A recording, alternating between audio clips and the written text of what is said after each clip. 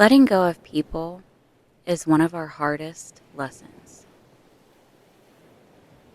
A lot of people go through life maintaining relationships they built during childhood. Others end up being hurt by so many, they start to trust none.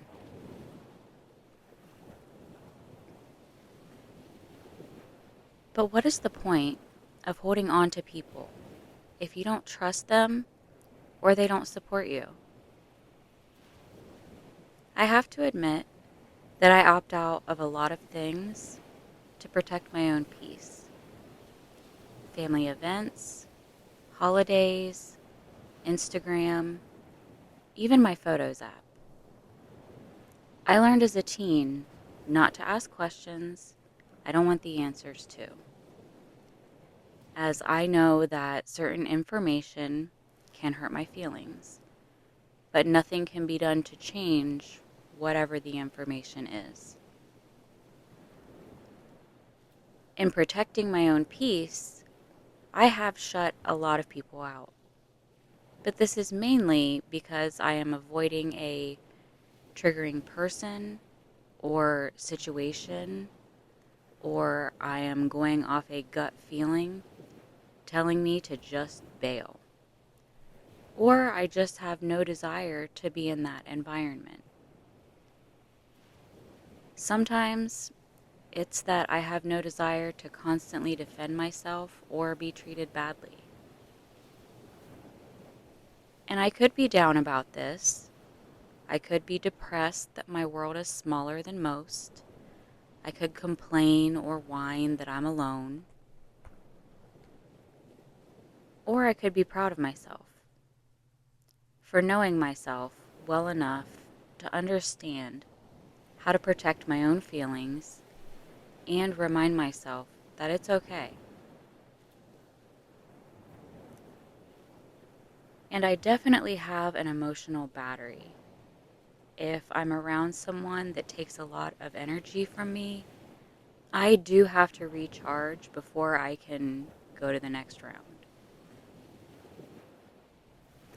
This took me a long time to learn or figure out how to express, but now it's just part of who I am. And it's interesting that a lot of my mindset has changed while my values have mostly remained the same. I am perfectly fine not trusting anyone, providing for myself and my child with no financial help from anyone, and helping her to be who she is and learn to love herself now, as a child, when it matters the most. I don't want her to be affected by how I am and how I protect myself, but I do want her to have the self-confidence that if someday the same thing is what's best for her and she needs to say no, opt out, or cancel, that she's strong enough to just stand up for herself and say it. And if her values don't align with one of her friends, or she doesn't agree with things that they're doing, I hope that she's perfectly fine with letting them go. And people change. They can, as you learn and grow. I am finally at a place of peace, but probably living the fifth lifetime within my life. People come and go. Some are meant only to walk with us for a certain path or be with us through a certain season. Some will abandon us when we need them the most. And rather than losing faith in all people, we have to realize that we've just come to a fork in the road. We're going separate ways, and wish them the best. Sometimes it would be nice if everybody realized this was happening and you could say proper goodbyes and thank you for the good times. But not getting upset and not being down on yourself or thinking that you did anything wrong is a huge part of growth and learning. And letting go may also include people through all stages of life.